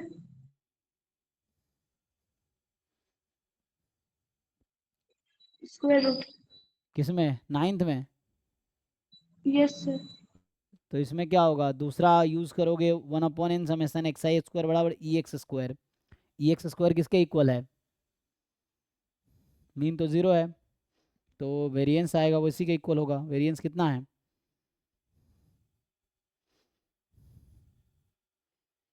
B minus whole square by 12 ना, तो 4 theta square by 12, theta square by 3 कितना होगा, 3, वही 1/n summation x i square का रूट हो जाएगा, पूरे का स्क्वायर रूट निकालो, जो भी आता है सिंप्लीफाई करके देख लो, वही आएगा 3/n summation x i square पूरे का स्क्वायर रूट आएगा जी।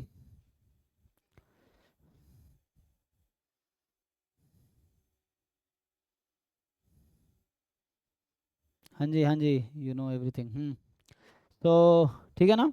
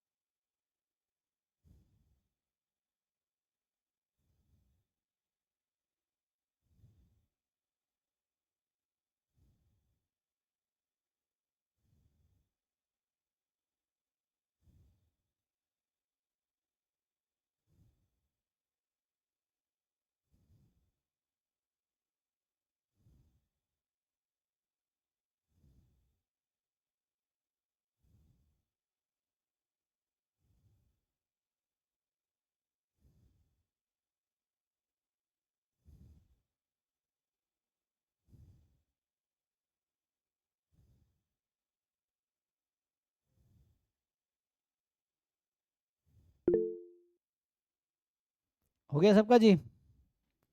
तो डन।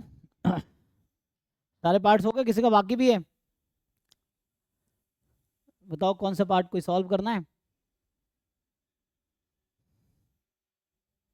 सारे पार्ट्स हो गए, ठीक है फिर आगे बढ़ते हैं। तो देखो कुछ क्वेश्चंस पीवाई क्यूज के करवा देता हूँ इस पे, अभी तो ओपन किए थे। देखो पहला क्वेश्चन है, देखो अब ये पूछ रहा है तुमसे कि मेथड ऑफ मोमेंट एस्टिमेटर निकालो इसका।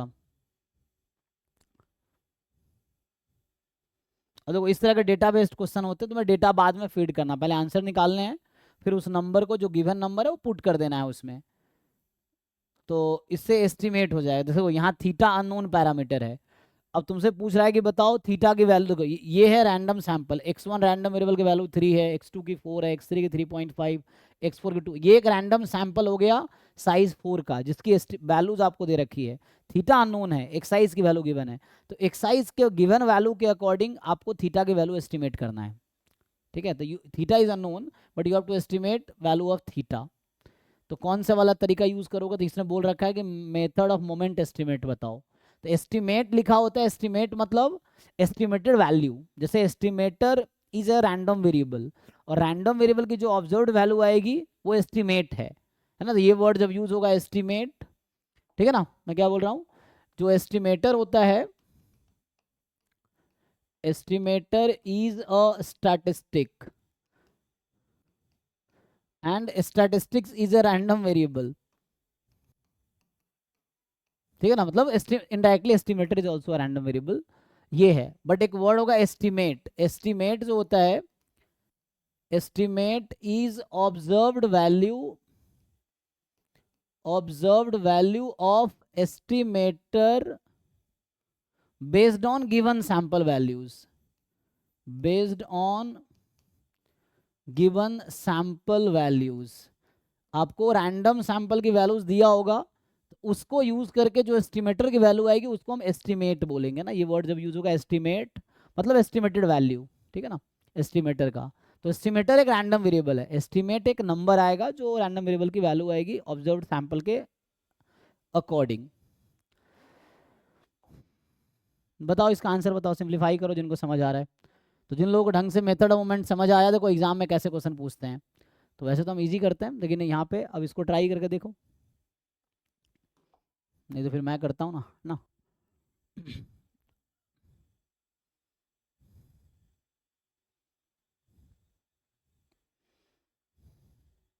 कर पाओगे?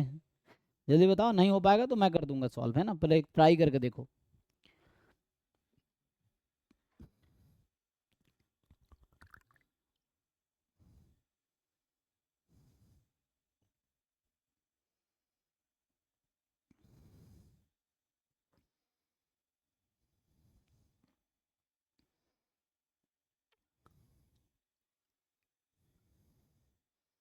सर ए।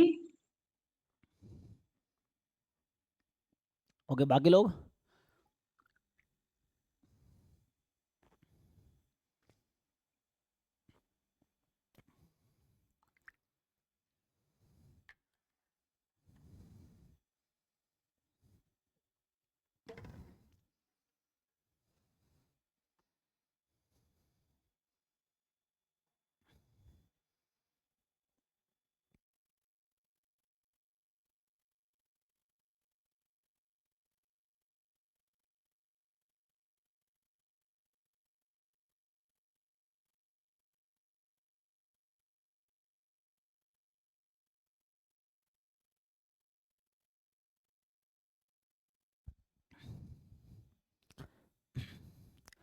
हो जाएगा भाई। देखो इसमें क्या है, जस्ट तुम इसको अलग अलग कर लो। तो एक्चुअली है क्या, तुम अगर देखो ठीक से तो क्या है ये, 1/3 f1x plus 1/3 f2x plus 1/3 f3x, यही है ना। जस्ट टू फाइंड ex, तो ये पीडीएफ ऑफ x जो है वो इन 3 डिफरेंट डिस्ट्रीब्यूशन का पीडीएफ है। अब मैं तुमसे ex पूछूं तो ex क्या होगा, यही होगा 1/3 EX1, वो x1 x2 x3 अलग है, मैं यहाँ पे बस जस्ट फॉर ये पॉपुलेशन देख के लिख रहा हूँ, वो सैंपल अलग है, तो अभी के लिए कुछ नया नाम दे सकते हो, है ना, समझ रहे हो मैं क्या कहना चाह रहा हूँ। अभी पॉपुलेशन का जस्ट PDF निकाल रहा हूँ। सो अभी मेरा पर्पस है EX निकालना, हमें क्या करना होता है, हमें करना है EX is equal to x bar, यही करना है ना। तो EX कैसे निकालोगे, जो गिवन PDF है उससे, तो गिवन PDF 3 अलग अलग PDF का सम है, या बोले कन्वेक्स कॉम्बिनेशन है। तो आप इसमें क्या करोगे, जस्ट है ना 1/3, और ये आ जाएगा जो तीसरा PDF है उसका, और ये वो वाला नहीं है, तुम चाहो तो नया नाम दे दो यहाँ पे, है ना, अलग अलग PDF है, तो कुछ नया नाम x1 x2 के बजाय मैं कुछ और नाम दे देता हूँ, रैंडम वेरिएबल, मान लो y1 y2 y3 ऐसा बोल दो। अब देखो यहाँ से ध्यान दो, तो ये जो पहला PDF है किस रैंडम वेरिएबल का PDF है, एक्सपोनेंशियल 1/थीटा, तो इसका मीन आ जाएगा थीटा प्लस 1/3। दूसरा PDF क्या है, एक्सपोनेंशियल थीटा 1/थीटा स्क्वायर, तो मीन आएगा थीटा स्क्वायर, फिर 1/3। तीसरा रैंडम वेरिएबल क्या है, एक्सपोनेंशियल 1, तो इसका मीन आएगा 1। तो कहने का मतलब हमें EX जो मुझे जरूरत थी ना वो ये आ गया। So EX we need is actually this, तो y1 y2 y3 बोल दो अभी के लिए, तो ये आ गया theta plus theta square plus 1/3, ये आ गया EX की वैल्यू। और x बार कहाँ से निकालोगे, x बार ये गिवन सैंपल है ना, उससे x बार आ जाएगा, तो x बार की वैल्यू यहाँ से निकाल लो। बताओ भाई, तो x बार कैसे आएगा, x बार कैसे क्या होता है, 4 सैंपल साइज है ना, रैंडम सैंपल साइज 4 का दे रखा है, तो x बार होगा 1/n समेशन xi, तो सबको ऐड करके 4 से डिवाइड कर दो, तो ये तो आ गया theta square plus theta plus 1, है ना, theta square plus theta plus 1/3, और यहाँ से है ना, और यहाँ से आ जाएगा आपके पास एवरेज निकाल लो, तो एवरेज कितना बन रहा है, 6 + 4 + 3 13, 13/4 हो जाएगा, चेक कर लो। अब इसको आपको सिंप्लीफाई करना, you have to solve this and find the value of theta. तो क्वाड्रेटिक इक्वेशन सॉल्व करना तो आता ही होगा आप लोगों को, फैक्टराइज करके या क्वाड्रेटिक फॉर्मूला से, जैसे भी समझ आ रहा है। तो EX ये हुआ, x बार ये हुआ, इन दोनों को सिंप्लीफाई करके थीटा निकाल लो। ए ऑप्शन आ रहा है, कुछ का ए आ रहा था, देख लो अब, मेरा सी आ रहा है, ओके। और हमें क्या बता रखा है, हमें बता रखा है थीटा पॉजिटिव है, तो नेगेटिव वाले को रिजेक्ट कर देना, है ना, हमें बता रखा है ना थीटा पॉजिटिव है, तो थीटा 2.5 आ रहा है। हाँ 2.5 आएगा, बाकी लोग चेक कर लो भाई। सो पॉजिटिव वाला लेना है, नेगेटिव वाला रिजेक्ट कर देना है, क्योंकि थीटा तो पॉजिटिव है ना, तो आप देखो थीटा 2.5 आ रहा है, क्योंकि हमें गिवन है थीटा पॉजिटिव ही लेना है, और सैंपल ऐसे भी पॉजिटिव ही है, तो ओके जी, सब लोग कन्विंस्ड हैं इस चीज़ से, देख लो, या मुझे सॉल्व करना पड़ेगा, क्वाड्रेटिक सॉल्व करना आता है ना आप लोगों को, तो बस क्वाड्रेटिक सॉल्व कर लो, क्रॉस मल्टीप्लाई करके सिंप्लीफाई कर लो, ठीक है ना, सी आ रहा है, ओके। तो नेक्स्ट देखो,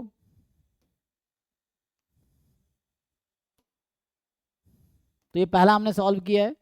दूसरा वाला क्वेश्चन मैक्सिमम लाइक्लीहुड एस्टिमेट है, ये भी डेटा दे रखा आपको, है ना, डेटा इसलिए था कि नंबर में आंसर आ जाए। तो अब देखो जिन लोगों को समझ नहीं आ रहा क्या करते हैं, तो हम पिछले क्वेश्चन में हमने थीटा की वैल्यू निकाला है, एक्चुअली मुझे रैंडम सैंपल की वैल्यू दे रखा है, x1 वैल्यू ये, x2 की वैल्यू ये, x3 x4 ये सैंपल का पता है वैल्यूज क्या है।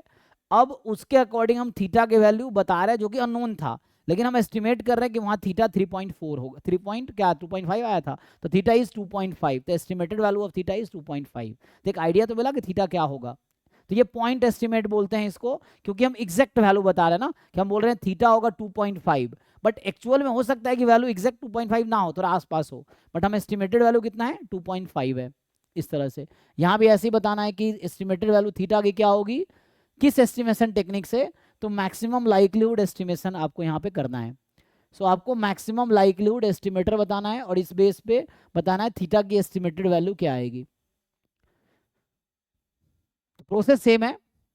अब यहाँ MLE निकालना है आपको, है ना, you have to find the MLE। अब देखो नॉर्मल क्वेश्चन कैसे आसान से होते हैं, अब ये थोड़े से घुमाए हैं, तो कोई दिक्कत नहीं है, सेम चीज़ है, पीडीएफ दे रखा है। और यहाँ पे ध्यान रखना, देखो यहाँ पे ये भी है, likelihood function depends on the parameter. तो पहले लाइक्लीहुड फंक्शन लिखो, फिर लॉग लाइक्लीहुड फंक्शन लिख के अब चेक करो। और यहाँ ध्यान रखना थीटा की वैल्यू कहाँ से कहाँ तक आएगी ये भी लिखना पड़ेगा तुम्हें, क्योंकि यहाँ थीटा डिपेंड्स ऑन सपोर्ट।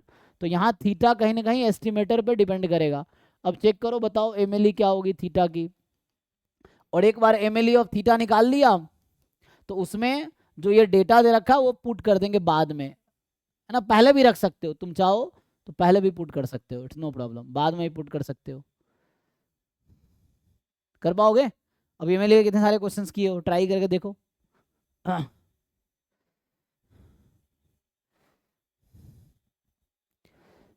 हाँ जी हाँ जी, कैसे भी कर सकते हो, आपको जैसे ठीक लग रहा है वैसे कर लो। तो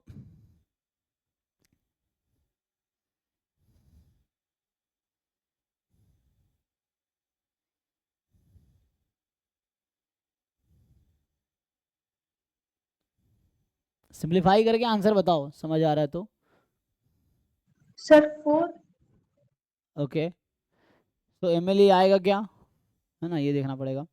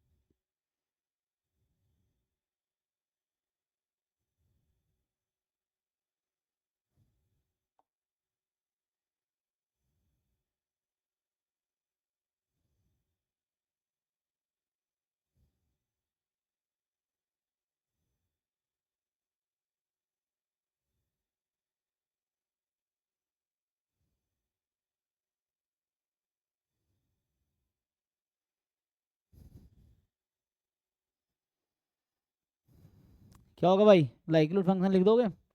सो लाइक्लीहुड फंक्शन जब लिखोगे क्या होता है, प्रोडक्ट ऑफ एफ एक्स आई, यही तो है, product of F x I, I from 1 to n e की power minus x i upon ई की पावर थीटा माइनस ई की पावर माइनस थीटा। अब यहाँ जो थीटा है एक्स आई के लिए तो क्या होगा, तुम्हें देखना होगा थीटा का रेंज क्या होगा, ठीक है। तो ये वैसा ही क्वेश्चन है। सो यहाँ से पहले थीटा का रेंज जब निकालोगे तो होगा ये जो माइनस थीटा है less than equal to x1, minus theta less than equal to x2 and so on, minus theta less than equal to xn। तो जब इसको कॉमन सॉल्यूशन निकालोगे तो लेस देन इक्वल टू है सबसे छोटा है ना, माइनस थीटा x1 से भी छोटा है, x2 से भी छोटा है, माइनस थीटा xn से भी छोटा है। तो इसका मतलब इसके मिनिमम, लेस देन है तो मिनिमम, तो minimum of x1 x2 xn ये आ जाएगा। तो इसका मतलब minus theta is less than equal to first order statistics, इसी को लिखोगे तो हो जाएगा theta more than equal to minus of first order statistics. और दूसरे वाला केस में दूसरे साइड देखोगे तो एक साइड देखा मैंने, एक साइड लिखा, दूसरा साइड देखो, ये बोल रहा है theta is more than equal to x1, theta more than equal to x2, क्योंकि ईच एक्साइज होगा लाइक्लीहुड फंक्शन में तो सारे रैंडम वेरिएबल होते हैं x1 x2 xn, तो हमें इन सारे, अच्छा यहाँ पे n4 है, तुम चाहो तो बचने के लिए इनको 4 भी कर सकते हो ना, जब तुम्हें n तक नहीं लिखना है तो। यहाँ n4 का रखा ना, रैंडम सैम्पल साइज 4 का है। सो यहाँ होगा theta more than equal to xn, n को 4 रख लो। अब ये मोर देन इक्वल टू है तो क्या हो जाएगा, मैक्सिमम आएगा यहाँ पे। So theta more than equal to maximum of x1 x2 xn, n को 4 रख सकते हो। तो यही एक्चुअली है, इसी को बोलते हैं nth ऑर्डर स्टैटिस्टिक्स हम लोग। तो यहाँ से क्या समझ आ गया कि theta more than equal to nth order statistics आ गया। एक आया हुआ है ये, और दूसरा आया theta more than equal to nth order statistics. अब इन दोनों का कॉमन सॉल्यूशन क्या है, तो इन दोनों का कॉमन सॉल्यूशन है क्या होगा भाई common solution? Theta minus of first order statistics से भी ज़्यादा है और एक्शन से भी ज़्यादा है, फिर से मोर देन इक्वल टू है तो मैक्सिमम हो जाएगा। तो यहाँ से आएगा जो सपोर्ट की मैं बात कर रहा था, तो वो सपोर्ट होगा theta more than equal to maximum of both, तो minus of first order statistics और nth ऑर्डर स्टैटिस्टिक्स, इन दोनों में जो भी लार्जर होगा वो वैल्यू थीटा उससे भी ज़्यादा होगी। तो मान लो इसका नाम अभी टी रख दिया, -x है ना, तो मैंने टी रख दिया एग्जाम्पल के लिए। तो अभी क्या है कि थीटा बिलोंग्स टू, अच्छा तुम्हारे पास डेटा तो है ही तो तुम यूज़ तो कर ही सकते हो डायरेक्टली, डेटा हमारे पास है ना। तो इनमें सबसे छोटा कौन है, देखो फर्स्ट ऑर्डर स्टैटिस्टिक्स, मतलब इन चारों में सबसे छोटी value. So which one is the smallest one? -4। So first order statistics is -4। Fourth order statistics या nth ऑर्डर स्टैटिस्टिक्स, n यहाँ 4 है ना, तो nth ऑर्डर स्टैटिस्टिक्स मतलब फोर्थ, तो लार्जेस्ट वन इज 3। अब तुम इसमें पुट कर दो तो यहाँ से क्या आएगा देखो, तो यहाँ तुम्हारा जो डोमेन बनेगा that domain will be theta more than equal to maximum of negative of first order statistics. First order stats -1 है तो नेगेटिव लेंगे तो 4, 3, तो यहाँ आ गया theta more than equal to, दोनों का मैक्सिमम क्या है 4, तो यहाँ जो कह रहा थीटा कहाँ से कहाँ तक बिलोंग करेगा 4 से इन्फिनिटी में। अब इसको सिंप्लीफाई कर लो ठीक से, तो लाइक्लीहुड फंक्शन जब तुम निकालोगे तो ये कुछ ऐसा आएगा, मैं डायरेक्ट लिख देता हूँ। तो ये आएगा प्रोडक्ट लोगे इसका, सो ई की power minus summation x i upon ई की पावर थीटा ई की पावर माइनस थीटा की पावर एन। एन यहाँ 4 है, ठीक है ना, सैम्पल साइज 4 है यहाँ पे एन। अब तुम चेक करो क्या ये डिक्रीजिंग फंक्शन नहीं है, या चाहो तो लॉग लगा लो, तुम्हारी मर्जी है, लॉग भी लगा सकते हो। तो लॉग लगाओगे लॉग लाइट फंक्शन डायरेक्टली दिख रहा है कि डिक्रीजिंग फंक्शन है, तुम इसको डिफरेंशिएट करो थीटा के रेस्पेक्ट में, डेरिवेटिव नेगेटिव आएगी। मैं ये कहना चाह रहा हूँ कि likelihood function is decreasing, this is decreasing on, है ना, मान लो अगर, क्योंकि जीरो तो होगा नहीं, होगा जीरो, मान लो लेस देन इक्वल टू कर दो। So for all theta belongs to 4 to infinity. अब ये फंक्शन डिक्रीजिंग है इस इंटरवल पे, ये डोमेन है इसका, तो फिर से डिक्रीजिंग है, तो थीटा की वैल्यू जितनी बढ़ेगी फंक्शन वैल्यू घटती चली जाएगी। तो मुझे फंक्शन की लार्जेस्ट वैल्यू चाहिए, तो थीटा की किस पॉइंट पे, थीटा के किस वैल्यू पे फंक्शन लार्जेस्ट होगा, मैक्सिमम होगा। तो जो थीटा स्मॉलेस्ट लोगे तो फंक्शन लार्जेस्ट होगा। तो पॉइंट ऑफ मैक्सिमा क्या हो गया, तो थीटा कैप जो होगा MLE of theta is 4 actually, तो आंसर यहाँ पे 4 है। अब जिन लोगों को डाउट है पूछो।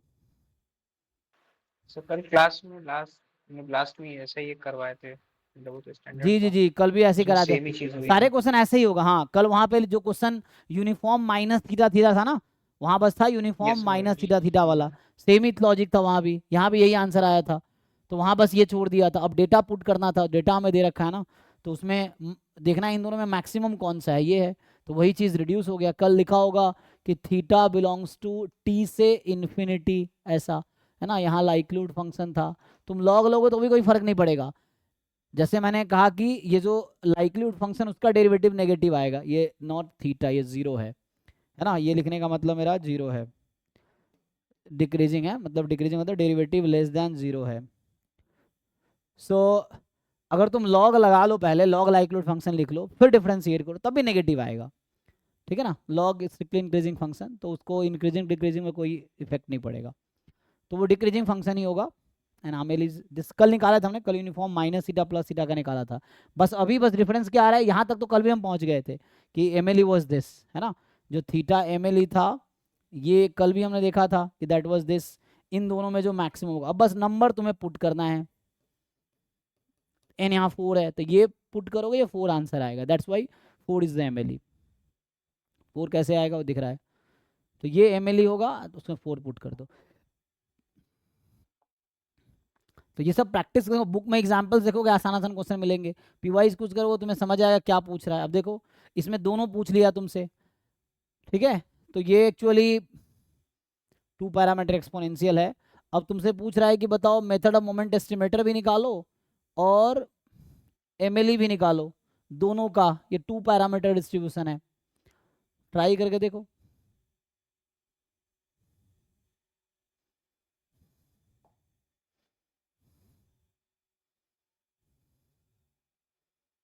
ठीक है, अब इस क्वेश्चन में आपको दोनों फाइंड करना है। random sample from population having this PDF.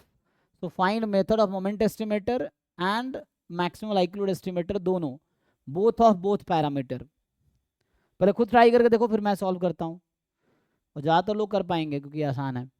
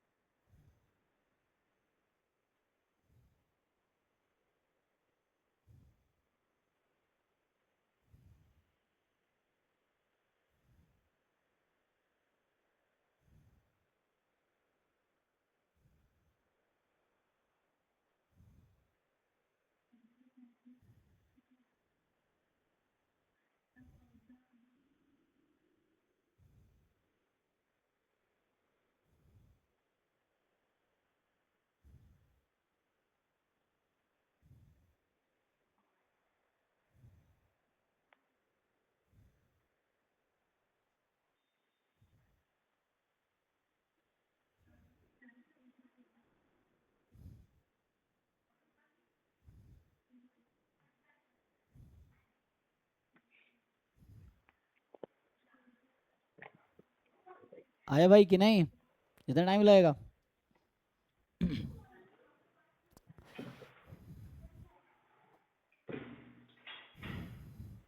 इसमें EX कितना आता है, किसी ने फाइंड किया? What is expectation of X and sir what sigma plus sigma sigma plus theta. Sigma plus इसमें तो थीटा। अच्छा, और वेरिएंस कितना आएगा? या EX स्क्वायर कितना आएगा, उससे भी हो जाएगा। वेरिएंस निकाल लो, ठीक वेरिएंस कितना आएगा सर। चेक करो। Sigma square. तो यहाँ पे ना x माइनस थीटा अगर ले लेंगे ना तो वो एक्सपोनेंशियल 1/सिग्मा हो जाएगा, तो जस्ट सिग्मा स्क्वायर हो जाएगा। ओके, तो अगर मेथड ऑफ मोमेंट एस्टिमेटर निकालना है तो इसको x बार के इक्वल कर दो और इसको 1/n summation xi minus x बार के होल स्क्वायर के इक्वल कर दो, और दोनों इक्वेशन सॉल्व करोगे तो क्या होगा? You solve both equations. इससे भी कर सकते हो या दूसरा ऑप्शन जो था उससे भी हो जाएगा, EX स्क्वायर निकालो एंड देन करो, तब भी हो जाएगा, आंसर तभी वही आएगा। मतलब अभी मैं क्या इक्वेशन ले रहा हूँ? अभी मैं इक्वेशन ले रहा हूँ EX is equal to x bar and variance x is equal to this जो लिखाया था। दूसरा ऑप्शन है कि आप इस वे में जाओ कि EX is equal to x bar and EX square is equal to क्या लिखाया था, 1/n समेसन xi स्क्वायर। तो इसको सॉल्व करोगे तब भी सेम आंसर आएगा, उससे जाओगे तब भी सेम आंसर आएगा, इससे जाओगे तो सेम ही आंसर आएगा। तो यहाँ से सिग्मा का तो मिल जाएगा ना, सिग्मा का तो आ गया रूट अंडर, ट्रांकेटेड एक्सपोनेंशियल है ना तो हाँ हाँ हाँ ट्रांकेटेड ठीक है। किसका माइक ऑन है? तो ओम आपका शायद माइक ऑन है, हाँ ठीक है। तो यहाँ से I from 1 to n and यहाँ से निकाल लो भाई, थीटा का क्या आएगा, x bar minus this quantity, ये जो लिखा है आपने 1/n summation xi minus x बार का होल स्क्वायर। तो ये आ गया मेथड ऑफ मोमेंट एस्टिमेटर जो हमने निकाले हैं, ये है ना, this and this are method of moment estimator of sigma and mu sigma and theta respectively. ठीक है, नेक्स्ट MLE चाहिए। तो ये तो हो गया मेथड ऑफ मोमेंट एस्टिमेटर, किसी को डाउट है तो पूछो। यहां से भी सॉल्व करोगे आंसर यही आना है, ठीक है।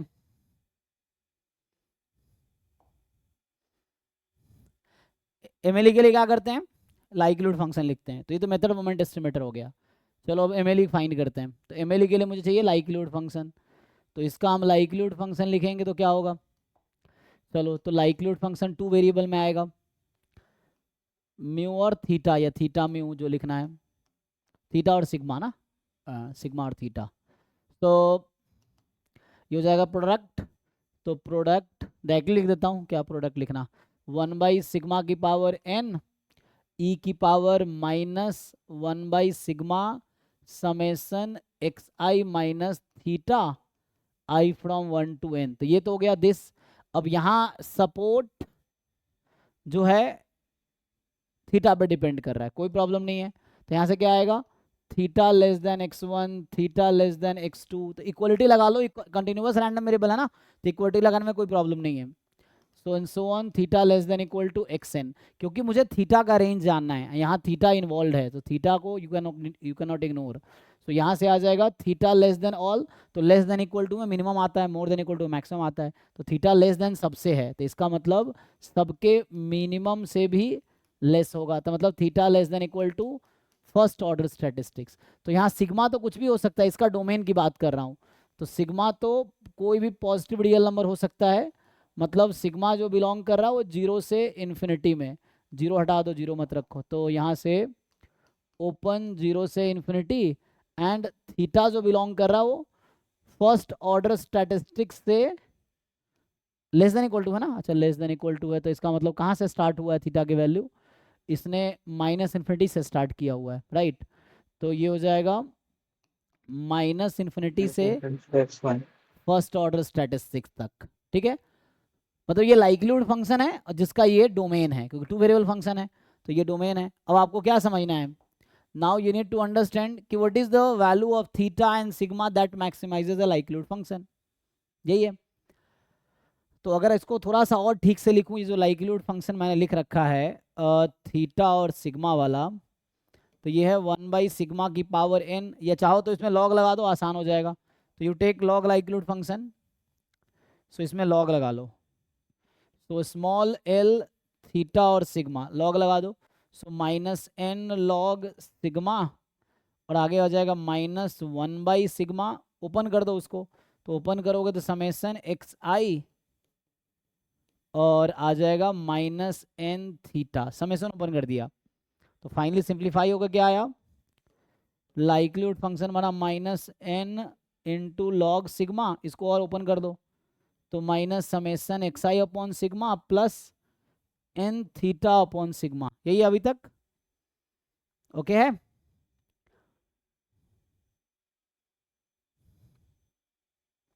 अब क्या करना है आपको, you have to see the value of sigma and mu, sigma and theta that maximises this. So क्या करोगे, डोमेन आपको वहां पे है, सो अगर इसको थीटा के रिस्पेक्ट में डिफरेंशिएट किया लेट से, तो क्या आएगा, you differentiate it with respect to theta.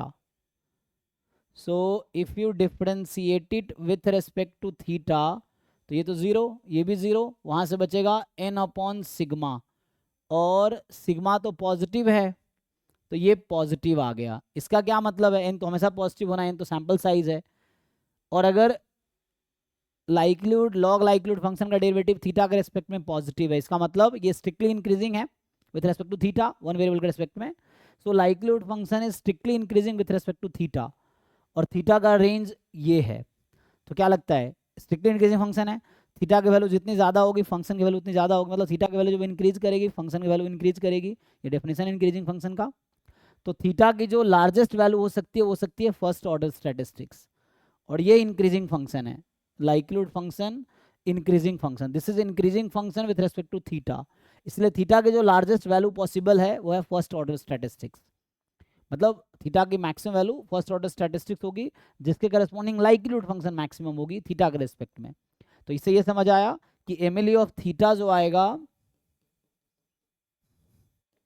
Is first order statistics. यहां तक तो ओके है। अब बचा सिग्मा वाला काम, तो थीटा अब सिग्मा के रेस्पेक्ट में कांस्टेंट जैसा होगा। अब इसको सिग्मा के रेस्पेक्ट में डिफरेंशिएट करके 0 पुट कर दो। सिग्मा क्या आता है, किसी ने फाइंड किया है, you differentiate it with respect to theta and put it 0। यहीं पे कर सकते हो वो काम, क्योंकि सिग्मा तो यहीं पे, यहाँ पे वो काम वहाँ भी कर सकते हो, यहीं पे कर लो।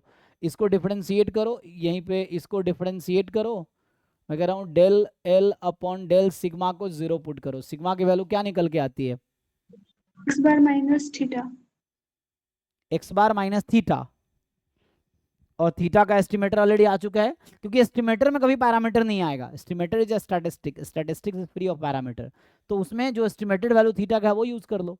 तो अगर आपको आ रहा है कि एक्स बार माइनस थीटा, थीटा का एस्टिमेटर यूज करेंगे, क्योंकि थीटा की एस्टिमेटेड वैल्यू ये है, तो थीटा की जगह अब ये यूज होगा। तो answer is x bar minus first order statistics. So MLE of sigma is x bar minus first order statistics. तो ये आपका आंसर है।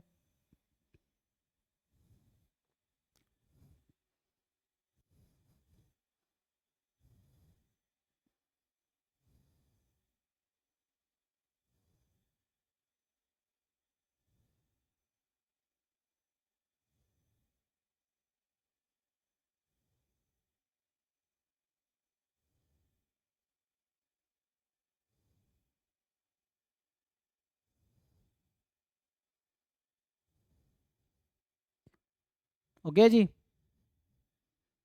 किसी को डाउट है तो पूछो अभी इसमें।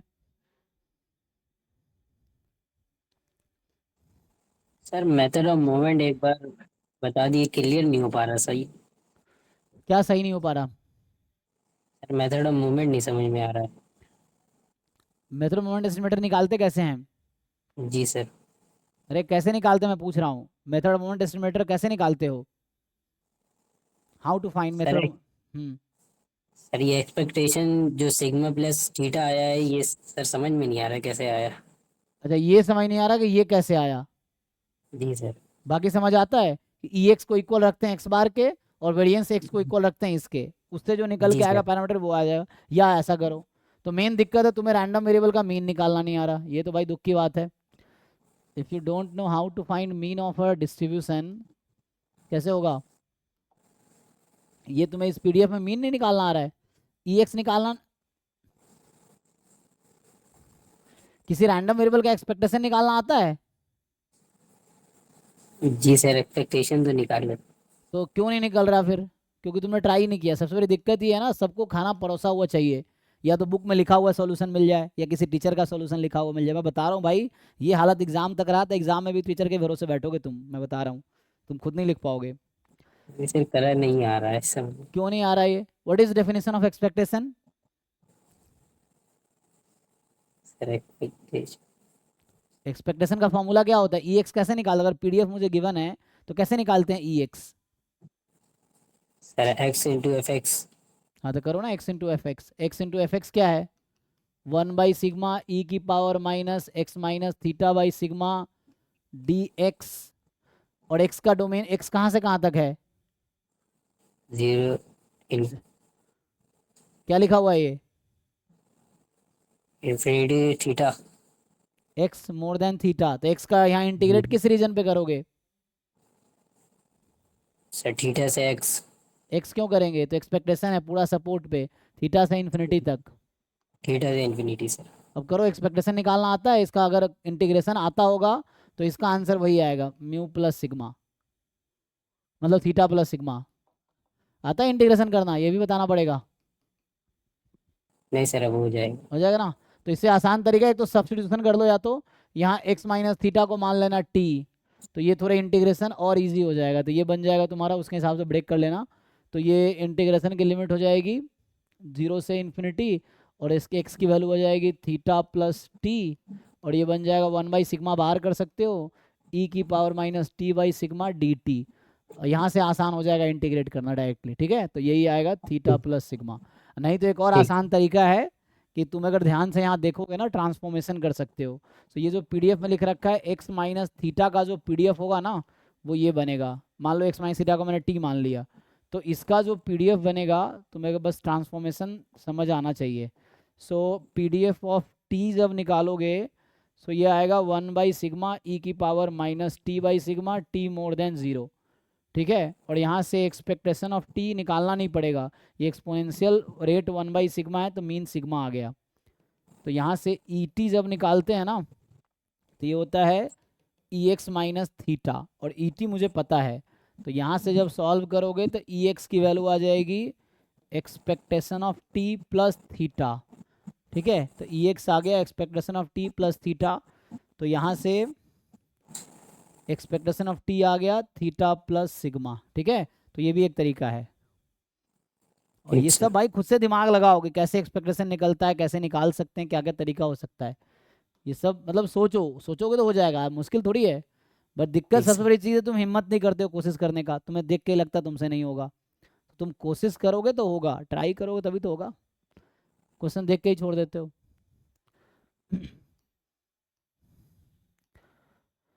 बताओ भाई, जैसे यहाँ पे पूछ दिया MLE MME, देखो कितने भरे भरे क्वेश्चन आए हुए हैं। पहले मतलब खूब आते थे ना, इस पे अभी भी आते हैं।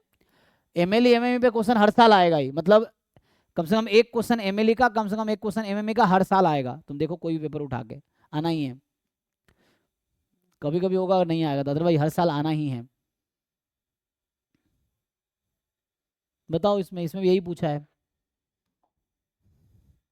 कर पाओगे? तो देखो अभी टाइम तो जो कि हमारे पास रेस्ट्रिक्टेड रहता है।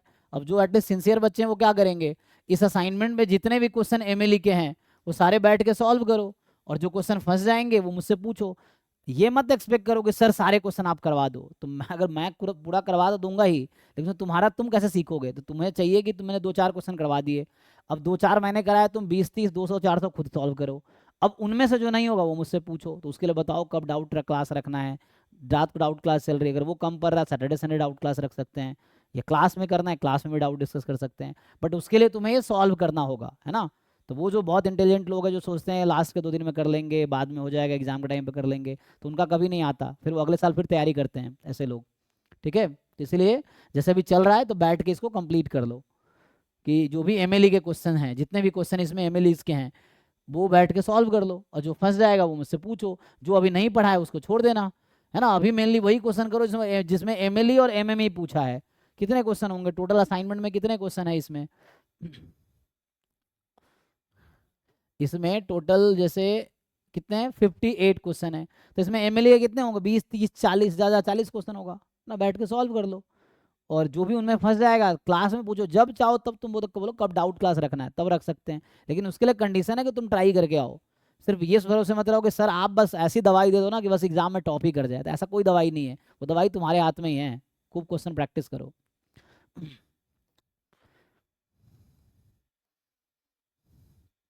ठीक है, इसको सॉल्व करो अभी के लिए। बाकी बहुत सारे क्वेश्चन है, सारे मैं नहीं करवा सकता, हमारे पास टाइम की लिमिटेशन है। क्लास 2 घंटे की होती है, 2 घंटे में जितना हो पाएगा उतना ही करवा सकते हैं। बाकी आपको ट्राई करना है क्योंकि आपको एग्जाम निकालने हैं। तो मैंने समझा दिया क्या होता है, 2-4 क्वेश्चन करवा दिए। अब आप खुद 20-30 कम से कम सॉल्व तो कर ही लो इस पे। देखो सॉल्व करके।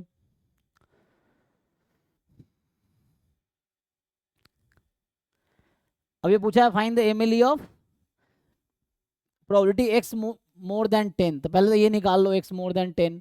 तो यहाँ पे जब x मोर देन 10 निकालोगे एक्सपोनेंशियल थीटा है, तो आएगा e की पावर -10 थीटा। इसकी जो वैल्यू आएगी ये आएगी e की power -10 theta.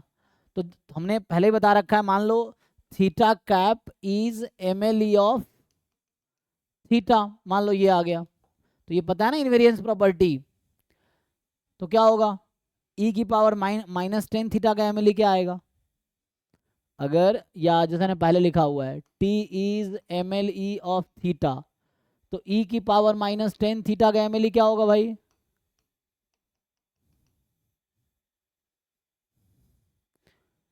if t is MLE of theta then what is MLE of e की पावर -10 थीटा, तो e का -10 है ना। सिंपल आप t रख दो तो e की पावर -10 t।